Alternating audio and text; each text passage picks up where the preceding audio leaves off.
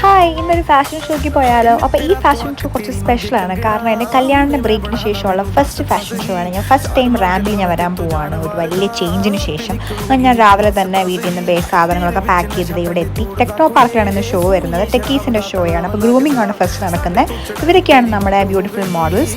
അങ്ങനെ നമ്മൾ ഒരു ഗ്രൂമിങ്ങിന് ശേഷം മേക്കപ്പും കാര്യങ്ങളും സ്റ്റാർട്ട് ചെയ്തു. ഞാനങ്ങനെ കോസ്റ്റ്യൂം സ്റ്റൈലിങ് സ്റ്റാർട്ട് ചെയ്തു. അപ്പോൾ നമ്മുടെ ഇന്നത്തെ ടീം എന്ന് പറഞ്ഞാൽ കോർപ്പറേറ്റ് ടീമാണ്. വളരെ സിമ്പിളായിട്ട് കോർപ്പറേറ്റ് പ്ലസ് ഒരു ഓഫീസ് വെയർ ടൈപ്പാണ് നമ്മുടെ കോസ്റ്റ്യൂംസ് ഒക്കെ വരുന്നത്.